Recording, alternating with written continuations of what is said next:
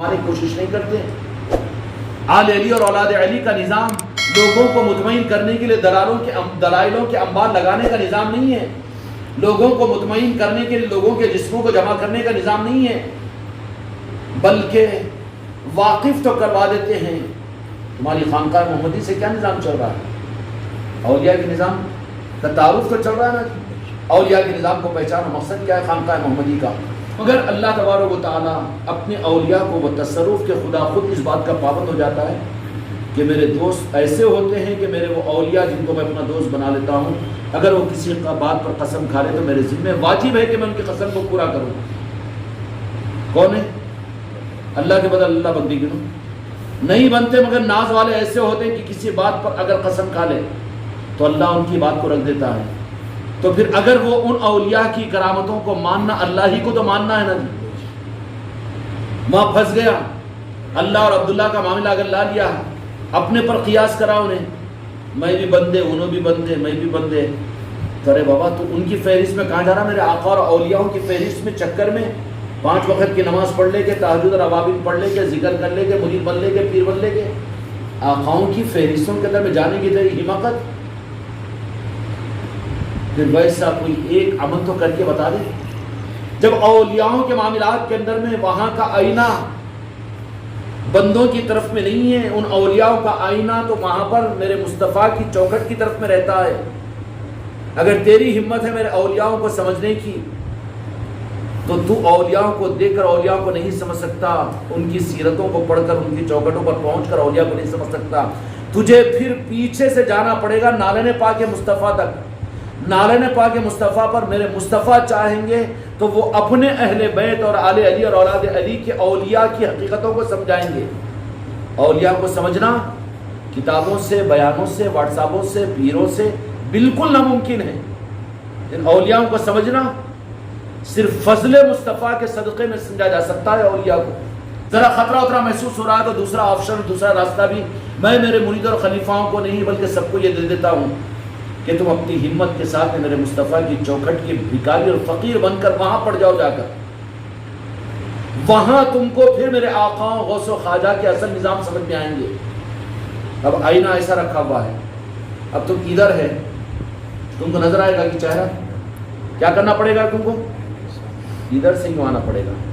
یا ایک راستہ یہ ہے، آئینہ تو ادھر ہے اور ہر ولی کا رخ جو ہوتا ہے خدا کی قسم وہ نالین پاک مصطفیٰ چوکھٹ مدینہ کی طرف میں ہوتا ہے. وہ ولی نہیں ہے جس کا رخ مخلوق اور مریدوں کی طرف میں ہو. نبھاتے سب کو، مریدوں کو، آل اولاد کو، بیویوں کو، بچوں کو، سب کو، مگر ان کا دل کا رخ وہ ولی کی پہچان ہے، حقیقی ولی کی پہچان ہے. ان کا رخ کدھر رہتا ہے؟ کیا بے رخی ہے تمہاری کہ ہم ہیں رخ یار کی طرف میں اور تمہارا رخ ہے کہ کسی اور طرف میں؟ ایسے بے وفا رہتے ہیں. یہ کون؟ پیر کامل، اولیاء اکرام. اب تم تو مرید تو بول رہے کہ تمہیچ میرے نبی، تمہیچ میرے رسول، تمہیچ میرے غوث و خواجہ، تمہیچ میرے خدا. اور تو کون کس کو پیدا ہوا؟ ارے میں ہوں تو تمہارا متلاشی اور تمہارا یہ اعراض. یہ تو چکر ہے، یہ تو سمجھنا پڑتا ہے. ویسے ہی مال کی قربانی کا مسئلہ ہوتا ہے. میرے آقا نے بھی اپنے عشق کے ثبوت کے لیے صحابہ اکرام سے مال کو لٹوایا. مسجد نبوی کے اندر میں منبر لگوا کر اپنی نعتوں کو حضرت حسان ابن ثابت سے پڑھوا کر صحابہ کو مسجد نبوی کے جانمازوں پر لٹوایا. صحابہ اکرام زار و خطار عشق مصطفیٰ میں روئے میرے مصطفیٰ کے چہرے کو دیکھ کر. نہیں ہمارے پاس تو ہمارے آقا کی ذاتی چھینا دی. رونا انہوں جو 15ویں صدی میں آ رہے ہوں گے خانقاہ محمد والے، یہ نہیں ہے، یہ طریقے ہیں. بعض اوقات تمہارے عشق کو اس وقت میں تمہارے پیسوں کا پانی دینے کی ضرورت پڑتی ہے اور بعض وقت تمہارے جان کا پانی دینے کی ضرورت پڑتی ہے. جس وقت میں جو ضرورت ہے وہ دینا پڑے گا. وہاں پر بعض اوقات تمہارے عشق کا امتحان تمہارے مال سے ہوگا اور بعض اوقات تمہاری جان سے ہوگا. اس وقت میں تمہارا دل تم کو کہے گا کہ کیا کرنا چاہیے. غوث الاعظم اور اولیاء، پورے اولیاء کے نظاموں کے ساتھ میں جن لسٹوں پر، رجسٹروں پر، تو کیا ہوگا؟ کون سی لسٹ کو دیکھیں گے؟ وہ دل سے آنے والوں کی لسٹ نہ. ان رجسٹروں کو دیکھا جائے گا نا کہ جو دل کی محبت کے ساتھ، دل کی عقیدت اور عظمت کے ساتھ جو آتا ہوگا اور جو آنے کا ثبوت یہ ہوگا کہ صرف مجموعوں میں مجلسوں میں نہیں آئے گا وہ، بلکہ اپنی تنہائیوں میں بھی وہ آنے والا بنے گا، اس لیے کہ محبت کھینچ کر لائے گی اس کو۔ محبت پیدا کرو اس نظام کے ساتھ میں، اور محبت جو ہوتی ہے نا زبان سے نہیں، کانوں سے نہیں، آنکھوں سے نہیں، ہاتھوں پیروں سے نہیں ہوتی۔ محبت کا مرکز دل ہوتا ہے، دل دیوانہ ہوتا ہے، دل کی دیوانگی اس کو پہنچا دیتی ہے، اور دل اتنا آبزرویشن کرنے والا ہوتا ہے کہ محبت کو کھینچ لیتا ہے، محبت اس کو کھینچ لیتی ہے۔ محبت نہیں ہے تو مدینے کے ماحول میں صحبت مصطفیٰ میں رہ کے بھی منافق بنے ہیں، بنے کہ نہیں بنے؟ اس لیے پھر ہماری کیا گارنٹی ہے؟ جو اہل محبت تھے وہ سوالات صحابہ بنے، عمر فاروق بنے، سیدنا ابوبکر صدیق بنے، عثمان غنی بنے، اور جو صحبت میں رہتے، ساتھ رہتے، مسجد نبوی میں رہتے، مدینے کے ماحول میں رہتے، لیکن محبت کی نسبت نہیں جڑی تھی، تو منافق بنے کہ نہیں بنے؟ تو کون سے سرخاب کے پڑ لگے تمہارے ہمارے نظام کو؟ اس سے بڑی تو کوئی دلیل نہیں ہوگی نا۔ صرف منافقین کی وجہ یہ تھی کہ دل کی محبت اور دل کا رخ نہیں تھا نالے پاک مصطفیٰ کی طرف، باقی سب کچھ تھا۔ فجر کی نماز میں تہجد سے پہلے منافقین آتے تھے، صحابہ بعض وقت دیر سے آتے تھے، اتنے عادت کے غلام تھے وہ۔ اولیاء کے قدموں کی خاک کو نہیں پہچان سکتے کتابوں سے، علم سے، عمل سے، ان کے فضل کے بغیر، ان کو نہیں، وہ تو چھپاتے اپنے آپ کو۔ ایک تو یہ ہے کہ انہوں نے تمہیں اگر کسی اپنے والے کے حوالے کیا ہے تو ایک راستہ تو وہ ہوگا کہ پیر کے ذریعے سے تم پیرانی پیر تک پہنچ سکتے ہو، اور اس کے علاوہ اگر یہ چیز کھٹک رہی ہے آج کے 15ویں صدی کے ماحول میں، شرک و بدعت کے اثرات اگر پڑ گئے ہوں، تو پھر اس کے لیے میں دوسرا آپشن بھی دے دیتا ہوں، دوسرا راستہ بھی بتاتا ہوں، دوسرا آپشن اور راستہ بھی بتا دیتا ہوں۔ کوئی ہوں گا کہ پیر اپنے علاوہ کوئی راستہ بتانے والا؟ میں بتا دیتا ہوں وہ بھی، کہ ٹوٹ کر دل کے ساتھ میں نالے پاک مصطفیٰ پر پڑ جاؤ۔ کیا پڑ جاؤ؟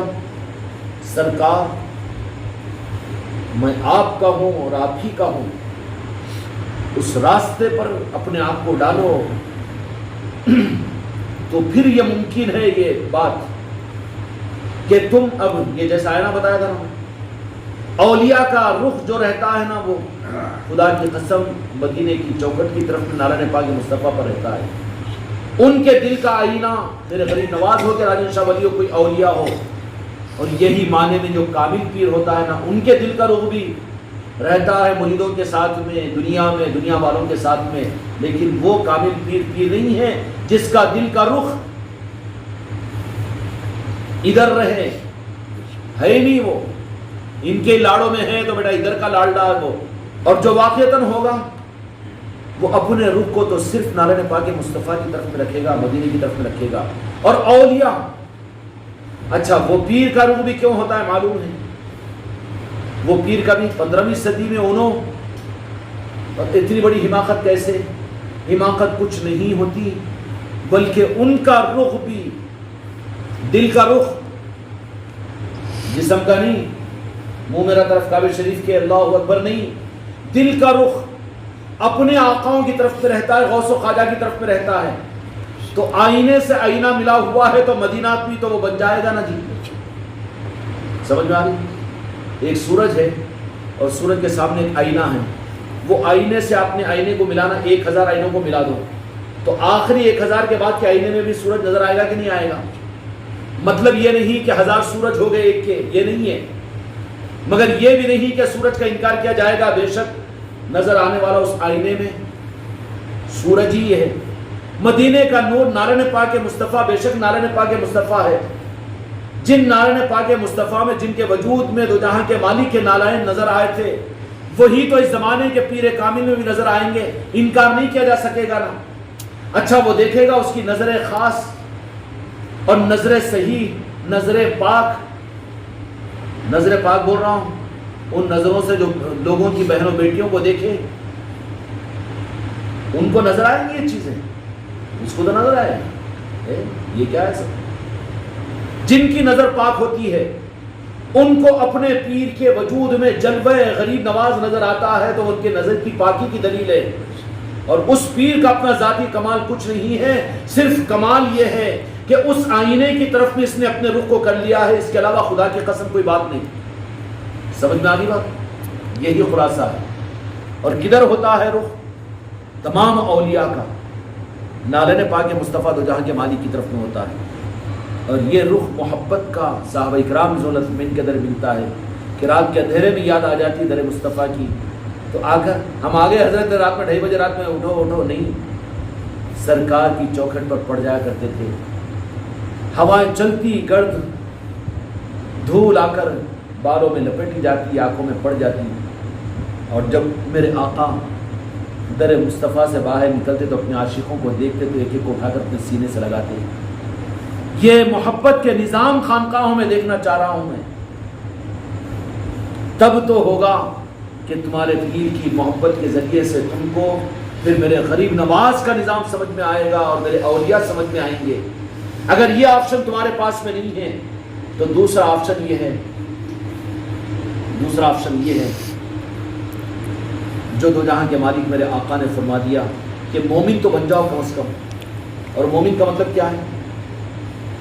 اپنی چاہت، اپنی خواہش، اپنی زندگی، اپنی موت، اپنی بیوی، اپنے بچے، اپنی جان، اپنے سب کچھ سے زیادہ ٹوٹ کر میرے آقا سے محبت کرو۔ محبت کرو گے، اس محبت کے راستے سے در مصطفیٰ پر اگر تم پہنچ جاؤ گے نا، سمجھ میں آئی بات؟ یہ آپشن بھی ہے۔ حضرت اویس قرنی رضی اللہ تعالیٰ عنہ کو تو یہی تو آپشن ملا تھا۔ حضرت اویس قرنی کے ظاہری پیر کون ہیں؟ ہے کیا؟ نہیں ہے نا، لیکن کیا ہوا تھا؟ کون تھے پیر؟ خدا کی قسم سب سے بڑا پیر عشق مصطفیٰ ہے۔ کیا ہے؟ عشق مصطفیٰ۔ اور اسی کو اگر بدعت بول دیں، اسی کو گمراہی بول دیں، پھر وہ کہاں ہے ہدایت اور وہ کہاں ہے حق؟ عشق مصطفیٰ سب سے بڑا پیر ہے۔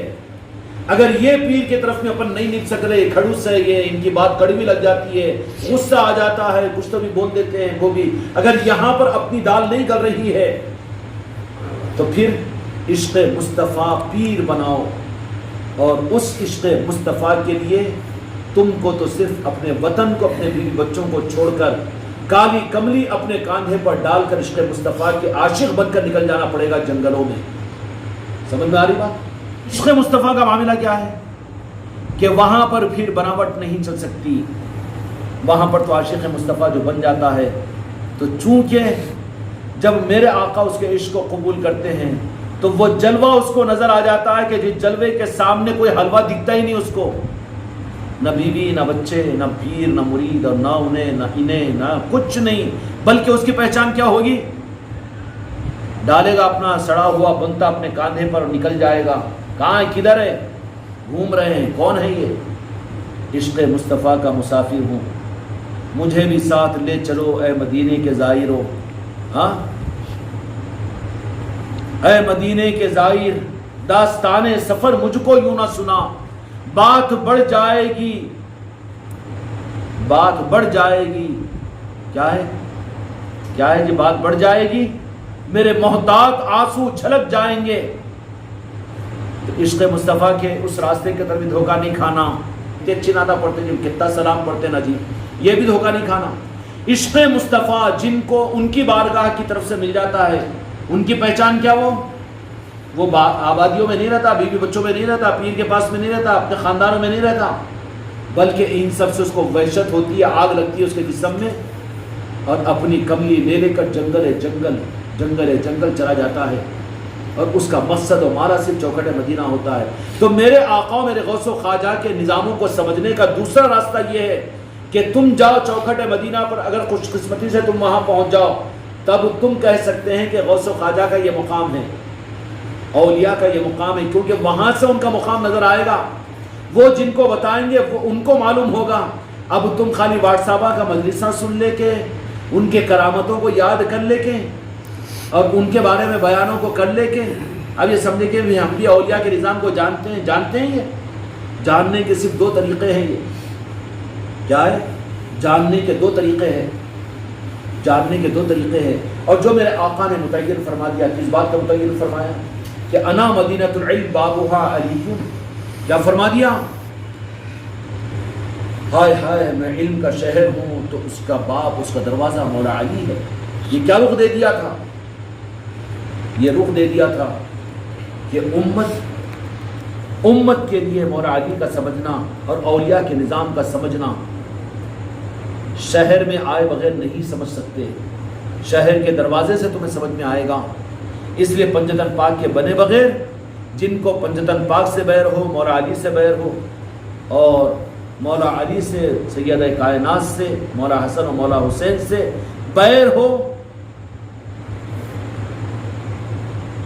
وہ ادھر کے ہو ہی نہیں سکتے، وہ غوث و خواجہ کے ہو ہی نہیں سکتے۔